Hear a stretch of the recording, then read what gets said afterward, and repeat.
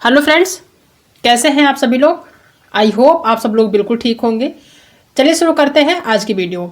आप सभी को पता है कि बीपीएससी टीआरई थर्ड का जो पेपर था 1 to 5 और 6 to 8 का, वो 15 मार्च को था। बहुत सारे लोग जो है बिहार से फॉर्म अप्लाई किए थे, क्योंकि बिहार से ही वैकेंसी निकली थी। और बहुत सारे लोग ऐसे थे जो कि अदर स्टेट के थे, वो बिहार गए थे एग्जाम देने। ठीक है, एग्जाम देने जाते हैं, एग्जाम से पहले सारी चीज़ें नहीं पता चलती है, एग्जाम देने के जस्ट बाद पता चलता है कि जो है पेपर लीक हो गया है। लेकिन अभी तक जो है बीपीएससी के साइट पे ये सारी चीज़ें नहीं क्लियर हुई कि पेपर लीक हुआ है, और जो पेपर आपका लीक हुआ तो क्या वो रद्द होगा कि नहीं होगा। अभी तक बीपीएससी के साइट पे ऐसी कोई इन्फॉर्मेशन नहीं है। ठीक है, जबकि कई सारे जो है प्रमाण, कई सारी चीज़ें देखने को मिल रही हैं कि यहाँ तक कि जो एडमिट कार्ड था उसमें भी पीछे जो निर्देश दिया जाता उसमें पूरा आंसर दिया हुआ है। कई लोगों के जो है एडमिट कार्ड में भी है।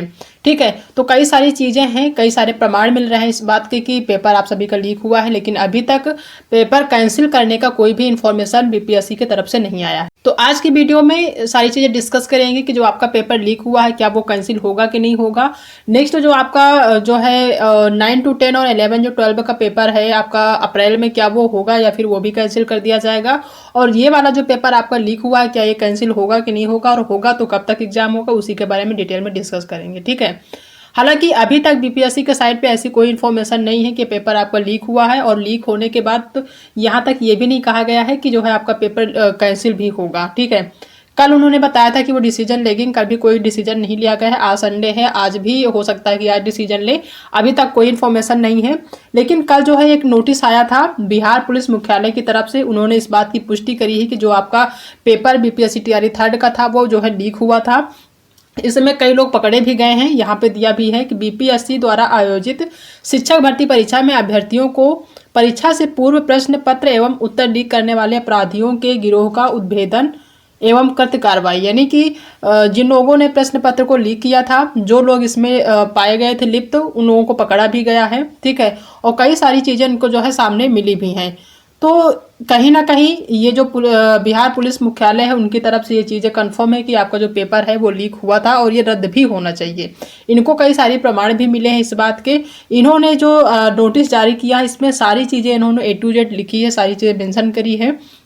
ठीक है, कि किस तरीके से जो है जो नकल कराने वाले जो लोग थे वो किस तरीके से थे, कैसे कैसे उन्होंने किया है, सारी चीज़ें इसमें डिटेल में दी गई हैं। ठीक है, और इन्होंने ये भी क्लियर किया कि ये जो है पेपर लीक हुआ है ये उस दिन नहीं बल्कि उससे पहले 102 दिन पहले ही ये पेपर लीक हो गया था। लेकिन पता जो है पेपर होने के जस्ट बाद पता चला है।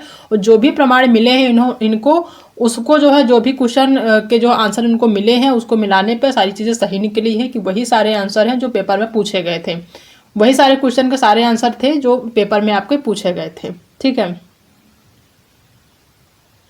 यहाँ पे अगर डिटेल में देखें तो दिया है कि बिहार लोक सेवा आयोग द्वारा शिक्षक भर्ती परीक्षा के तीसरे चरण यानी कि टीआरई थर्ड हेतु 15 मार्च 2024 को परीक्षा का आयोजन किया गया था। इस संबंध में दिनांक 13 मार्च 2024 को आर्थिक अपराध इकाई बिहार पटना को कई सूत्रों से गोपनीय सूचना प्राप्त हुई थी। ध्यान देने वाली बात है कि यहाँ पे 13 तारीख को ही इनको जो है सूचना प्राप्त हुई थी इस बात की। 15 मार्च 2024 को बीपीएससी द्वारा आयोजित शिक्षक भर्ती परीक्षा में अभ्यर्थियों को परीक्षा से पूर्व प्रश्न पत्र एवं उत्तर मुहैया कराने के एवज में 10-10 लाख रुपए अभियुक्तों द्वारा लिया जा रहा है।